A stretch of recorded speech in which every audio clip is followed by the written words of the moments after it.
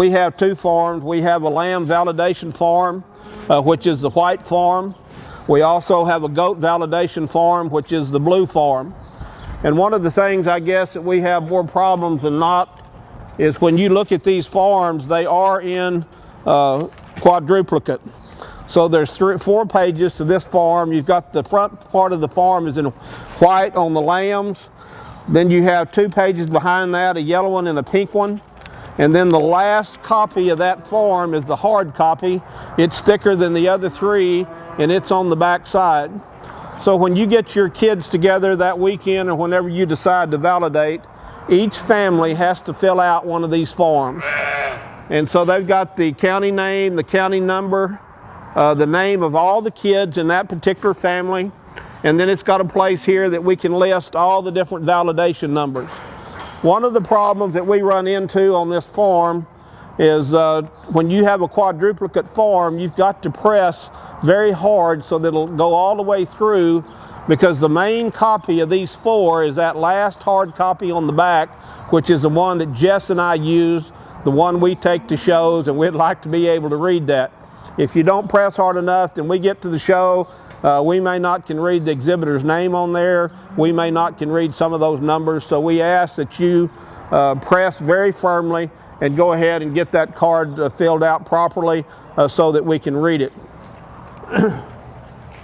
The difference between the lamb and goat validation, basically it's the same except for one major change in the lambs.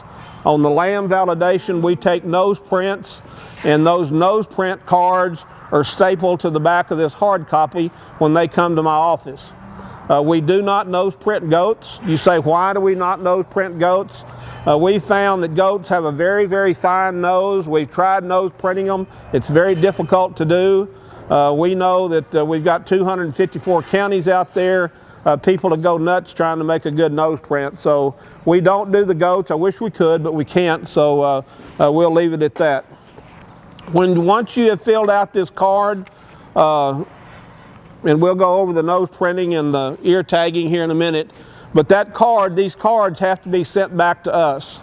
And so it takes us a long time to process these cards, or these forms, and mainly it's because they're not sent back properly. Once you get through nose printing that animal, you're going to tear off this top card, and that card will come back to me. You're going to keep the middle 2 copies, the colored copies. Those are what the agents and the ag teachers will retain in their office. So you've got the pink copy and the yellow copy on the lambs. That stays in your office.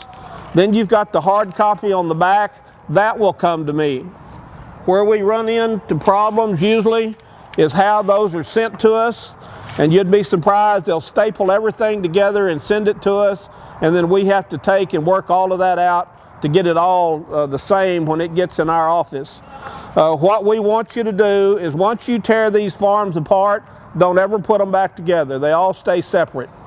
Once you get all your county lambs done, you're going to have all of these white forms there. We want these white forms put in alphabetical order, and then put a paper clip on them, and that's the way they should be sent in. On the lambs, on the hard copy, you will have, if there's 10 lambs on here, there will be 10 nose prints that will be stapled to the back of that card. Those nose prints will be in numerical order like they're listed on the front of here, and stapled to the back, but the card itself will then be put in alphabetical order. And so you should have 2 separate piles, one hard copy with the nose print stapled to the back. You'll have the white flimsy copy that will be in alphabetical order, and you keep those all together. The other thing that goes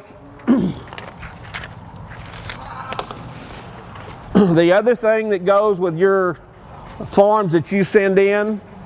Now remember, I just went over the lamb form. On the goat form, you've got quadruplicate copies. You'll have the flimsy copy that is sent to me as well as the hard copy, but we do not have nose prints in goats, so you just put them in alphabetical order and send them back. Then you're going to have, on each animal that you do, you're going to have a nose or a hair card with a hair sample in there for DNA analysis if we should have to do that. And again, you've got to fill out that card very similar to the form. It's got all the names on there. the name of the individual along with their signature, the parent's signature, and the county agent or ag teacher, and the validation chairman. So each animal that you do will have a hair card. Once you get all the hair cards done, these hair cards have to be put in numerical order. That number on each ear tag will be right up here in the top right-hand corner.